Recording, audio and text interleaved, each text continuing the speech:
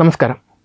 Indian സമുദ്രമേഖലയിൽ വർദ്ധിച്ചു വരുന്ന Chinese നാവികസേനയുടെയും അവരുടെ അത്യാധുനിക അന്തർവാഹിനികളുടെയും കടന്നുകയറ്റത്തിന് തടയിടാൻ വിപ്ലവാത്മകമായ പ്രതിരോധ സജ്ജീകരണങ്ങളുമായി ഭാരതം ഒരുങ്ങുകയാണ്. രാജ്യത്തിൻ്റെ പ്രതിരോധ ഗവേഷണ വികസന സംഘടനയായ DRDO ഇന്ത്യൻ സമുദ്രത്തിൻ്റെ അടിത്തട്ടിൽ അത്യാധുനിക ഫൈബർ ഒപ്റ്റിക് കേബിളുകളും സബ്സീ സെൻസർ നോഡുകളും ഉൾപ്പെടുന്ന ഒരു വമ്പൻ നിരീക്ഷണ ശൃംഖല സ്ഥാപിക്കാനുള്ള ഔദ്യോഗിക നടപടികൾക്ക് തുടക്കം കുറിച്ചു കഴിഞ്ഞു. ഇന്ത്യൻ നാവികസേനയുടെ അതീവ തന്ത്രപ്രധാനമായ ഡീപ്പ് ഓഷ്യൻ വാച്ച് പദ്ധതിയുടെ ഭാഗമായിട്ടാണ് ഈ അണ്ടർ വാട്ടർ നിരീക്ഷണ ഗ്രിഡ് യാഥാർത്ഥ്യമാകുന്നത്. സമുദ്രത്തിനടിയിലെ പ്രതിരോധ സുരക്ഷ ശക്തമാക്കുന്നതിനോടൊപ്പം തന്നെ ആഴക്കടൽ ഗവേഷണങ്ങൾക്കും കാലാവസ്ഥാ വ്യതിയാന പഠനങ്ങൾക്കും ഒരേപോലെ ഉപയോഗിക്കാൻ സാധിക്കുന്ന രീതിയിലാണ് ഈ ഇരട്ട ലക്ഷ്യ പദ്ധതി വിഭാവനം ചെയ്തിരിക്കുന്നത്. പദ്ധതിയുടെ നടത്തിപ്പിനായി ഒരു ലീഡ് സിസ്റ്റം ഇൻ്റഗ്രേറ്ററെ കണ്ടെത്താൻ DRDO താൽപ്പര്യപത്രം ക്ഷണിച്ചു കഴിഞ്ഞു. ഈ ബൃഹത്തായ പദ്ധതിയുടെ നിയന്ത്രണ കേന്ദ്രമായി മാറുന്നത് കേരളത്തിലെ കൊച്ചി തീരത്തുള്ള പ്രത്യേക തീരദേശ ഷോർ സ്റ്റേഷനായിരിക്കുമെന്നത് കേരളത്തിനും ഏറെ അഭിമാനകരമായ നേട്ടമാണ്. ചൈനീസ് നാവികസേനയുടെ type 039 U1 class diesel electric അന്തർവാഹിനികളും ടൈപ്പ് 094 ജിൻ ക്ലാസ് ആണവായുധ ബാലിസ്റ്റിക് മിസൈൽ അന്തർവാഹിനികളും ഇന്ത്യൻ അതിർത്തികളോട് ചേർന്നുള്ള സമുദ്രമേഖലകളിൽ നിരന്തരം നിരീക്ഷണം നടത്തുന്ന സാഹചര്യത്തിലാണ് ഇന്ത്യ ഇത്തരമൊരു കടുത്ത പ്രതിരോധ നടപടിയിലേക്ക് കടക്കുന്നത്. ഈ അത്യാധുനിക അന്തർവാഹിനികളുടെ സാന്നിധ്യം ഇന്ത്യയുടെ സമുദ്ര സുരക്ഷയ്ക്ക് വലിയൊരു ഭീഷണിയാണ് ഉയർത്തുന്നത്. ഇതിന് പരിഹാരമായി DRDO വികസിപ്പിക്കുന്ന കടലിനടിയിലെ പുതിയ നിരീക്ഷണ ശൃംഖല കടൽ തീരത്ത് ഘടിപ്പിച്ച സജീവവും നിഷ്ക്രിയവുമായ സോണാർ സംവിധാനങ്ങളുമായി സംയോജിപ്പിച്ചായിരിക്കും പ്രവർത്തിക്കുക. ഇതിനു പുറമെ ഇന്ത്യൻ നാവികസേനയുടെ P-8I പോസിഡോൺ വിമാനങ്ങൾ, കൊൽക്കത്ത ക്ലാസ് ഡിസ്ട്രോയർ യുദ്ധക്കപ്പലുകൾ എന്നിവയിലുള്ള ടോഡ് അറേ സോണാറുകളും എയർബോൺ മാഗ്നറ്റിക് അനോമലി ഡിറ്റക്ടറുകളും ഈ നിരീക്ഷണ ശൃംഖലയുടെ ഭാഗമായി മാറും.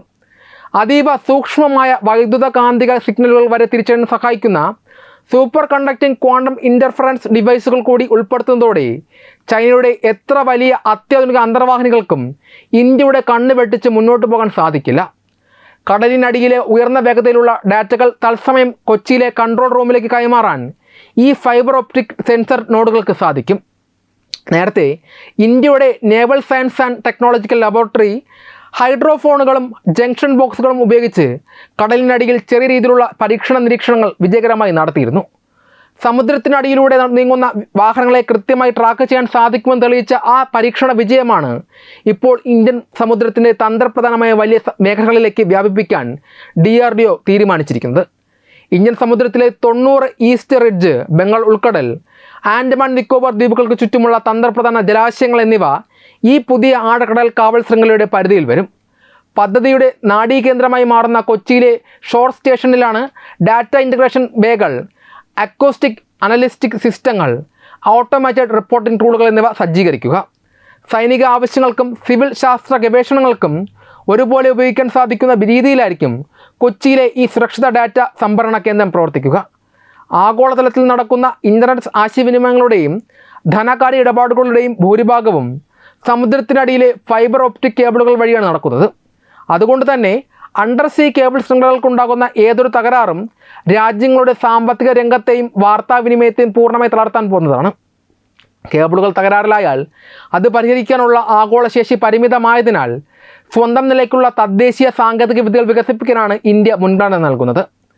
പ്രധാനമന്ത്രിയുടെ ആത്മനിർഭർ ഭാരത് നയത്തോട് പൂർണ്ണമായി നീതി പുലർത്തുന്ന രീതിയിൽ പ്രതിരോധ ഉൽപ്പാദന രംഗത്തും നേവൽ ഇൻ്റഗ്രേഷൻ രംഗത്തും പരിചയസമ്പന്നരായ ഇന്ത്യൻ കമ്പനികൾക്ക് മാത്രമായിരിക്കും ഈ പദ്ധതിയുടെ കരാർ ലഭിക്കുക. ഹാർഡ്വെയർ നിർമ്മാണം മുതൽ സോഫ്റ്റ്വെയർ ലൈസൻസുകൾ, പരിശീലന മാനുവലുകൾ, ദീർഘകാല പരിപാലനം എന്നിവ പൂർണ്ണമായും ഏറ്റെടുക്കാൻ കഴിയുന്ന സിസ്റ്റം ഇൻ്റഗ്രേറ്റർമാർക്കായിരിക്കും മുൻഗണന. ഇന്ത്യൻ സമുദ്രം എന്നത് ലോകത്തിലെ തന്നെ ഏറ്റവും പ്രധാനപ്പെട്ട കപ്പൽ ചാലുകളും ഊർജ്ജ വിതരണ ശൃംഖലകളും കടന്നുപോകുന്ന തന്ത്രപ്രധാനമായ മേഖലയാണ്.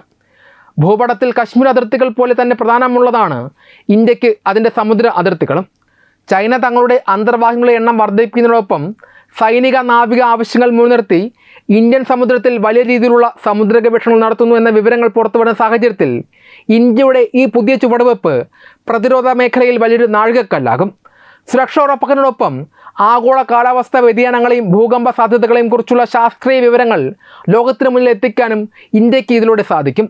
പ്രതിരോധവും ശാസ്ത്ര പുരോഗതിയും ഒരേപോലെ സമന്വയിപ്പിച്ചുകൊണ്ട് സമുദ്രത്തിൽ ഭാരതത്തിൻ്റെ പരമാധികാരം ഉറപ്പിച്ചു നിർത്താൻ ഈ പുതിയ DRDO പദ്ധതി വലിയ തോതിൽ സഹായിക്കുമെന്നതിൽ യാതൊരു സംശയവുമില്ല.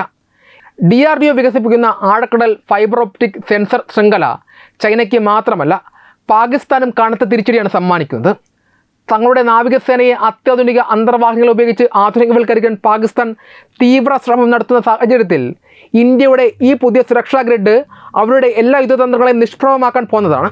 കൊച്ചി നാഡീകേന്ദ്രമാക്കി പ്രവർത്തിക്കുന്ന ഈ നിരീക്ഷണ സംവിധാനം യഥാർത്ഥത്തിൽ പാകിസ്ഥാൻ നാവികസേനയുടെ കടൽമാർഗമുള്ള രഹസ്യ നീക്കങ്ങളുടെ അന്ത്യം കുറിക്കുന്ന ഒന്നായി മാറും.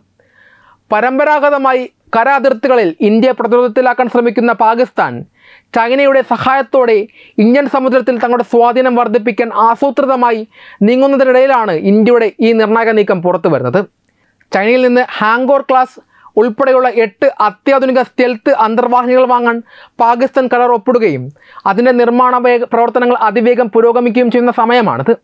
കടലിനടിയിൽ ദീർഘകാലം ഒളിച്ചിരിക്കാൻ ശേഷിയുള്ള എയർ ഇൻഡിപെൻഡൻറ്റ് പ്രൊപ്പൽഷൻ സാങ്കേതിക വിദ്യ അടങ്ങിയ ഈ അന്തർവാഹിനികൾ ഉപയോഗിച്ച് ഇന്ത്യൻ തീരങ്ങൾക്ക് ഭീഷണി ഉയർത്താമെന്നായിരുന്നു പാകിസ്ഥാൻ്റെ കണക്കുകൂട്ടൽ. എന്നാൽ ഇന്ത്യയുടെ പുതിയ സബ്സീ സെൻസർ ശൃംഖലയും അതീവ സൂക്ഷ്മമായ കാന്തിക സിഗ്നലുകൾ വരെ തിരിച്ചറിയാൻ ശേഷിയുള്ള ക്വാണ്ടം സാങ്കേതിക വിദ്യയും യാഥാർത്ഥ്യമാകുന്നതോടെ പാകിസ്ഥാൻ വാങ്ങുന്ന ഈ പുതിയ അന്തർവാഹിനികളുടെ സ്റ്റെൽത്ത് അഥവാ ഒളിച്ചിരിക്കാനുള്ള ശേഷി പൂർണ്ണമായും ഇല്ലാതാകും. കോടികൾ മുടക്കി പാകിസ്ഥാൻ വാങ്ങുന്ന ഈ യുദ്ധസാമഗ്രികൾ ഇന്ത്യൻ സമുദ്രത്തിലേക്ക് പ്രവേശിക്കുന്ന ക്ഷണത്തിൽ തന്നെ കൊച്ചിയിലെ കൺട്രോൾ റൂമിൽ തെളിയുമെന്നത് പാകിസ്ഥാൻ്റെ നാവിക മേധാവികളെ വലിയ രീതിയിൽ ആശങ്കപ്പെടുത്തുന്നുണ്ട്. സാമ്പത്തിക പ്രതിസന്ധിയിൽ ഉലയുന്ന പാകിസ്ഥാൻ തങ്ങളുടെ പ്രതിരോധ ബജറ്റിൻ്റെ സിംഹഭാഗവും മാറ്റിവെച്ചാണ് ചൈനയിൽ നിന്നും മറ്റ് വിദേശ രാജ്യങ്ങളിൽ നിന്നും നാവിക പ്രതിരോധ സാമഗ്രികൾ വാങ്ങുന്നത്. ഇന്ത്യയുടെ വിശാലമായ കടൽ തീരങ്ങളെയും സാമ്പത്തിക മേഖലകളെയും ലക്ഷ്യമിട്ട് കടലിനടിയിലൂടെ അപ്രതീക്ഷിത ആക്രമണം നടത്തുക എന്ന തന്ത്രമാണ് പാകിസ്ഥാൻ കാലങ്ങളായി പയറ്റുന്നത്.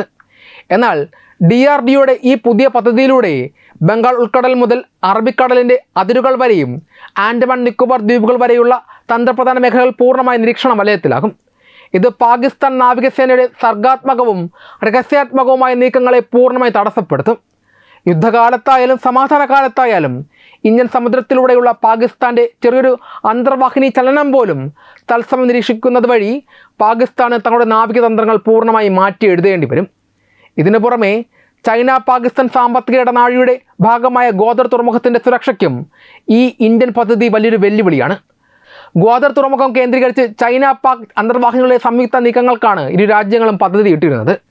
എന്നാൽ ഇന്ത്യൻ സമുദ്രത്തിൻ്റെ അടിത്തട്ടിലെ ഈ പുതിയ നിരീക്ഷണ ഗ്രിഡ് കൊച്ചിയിലെ കൺട്രോൾ റൂമുമായി നേരിട്ട് ബന്ധിപ്പിച്ചിരിക്കുന്നതിനാൽ അറബിക്കടലിലെ പാക് നാവിക താവളങ്ങളിൽ നിന്നുള്ള അന്തർവാഹിനികളുടെ പുറപ്പെടൽ പോലും ഇന്ത്യക്ക് കൃത്യമായി മനസ്സിലാക്കാൻ സാധിക്കും. ചുരുക്കത്തിൽ കടലിലെ തങ്ങളുടെ മേധാവിത്വം നിലനിർത്താൻ പാകിസ്ഥാൻ നടത്തുന്ന കോടികളുടെ പുതിയ അന്തർവാഹിനി നിക്ഷേപങ്ങൾ ഇന്ത്യയുടെ ഒരൊറ്റ സാങ്കേതിക മുന്നേറ്റത്തിലൂടെ വെറും ജലരേഖയായി മാറുകയാണ് ചെയ്തത്. ഇത് പാകിസ്ഥാന് നയതന്ത്രപരമായും സൈനികപരമായും കടുത്ത തിരിച്ചടിയാണെന്ന കാര്യത്തിൽ യാതൊരു സംശയവുമില്ല. ഈ വീഡിയോയെക്കുറിച്ചുള്ള നിങ്ങളുടെ അഭിപ്രായങ്ങൾ കമൻറ്റുകളായി രേഖപ്പെടുത്തൂ. വീഡിയോ ഇഷ്ടമായ ലൈക്ക് ചെയ്യൂ, ഷെയർ ചെയ്യൂ. കൂടുതൽ വാർത്തകൾക്കായി ഞങ്ങളുടെ ചാനൽ സബ്സ്ക്രൈബ് ചെയ്യൂ. വെബ് ഡെസ്ക് തത്തുമൈ ന്യൂസ്.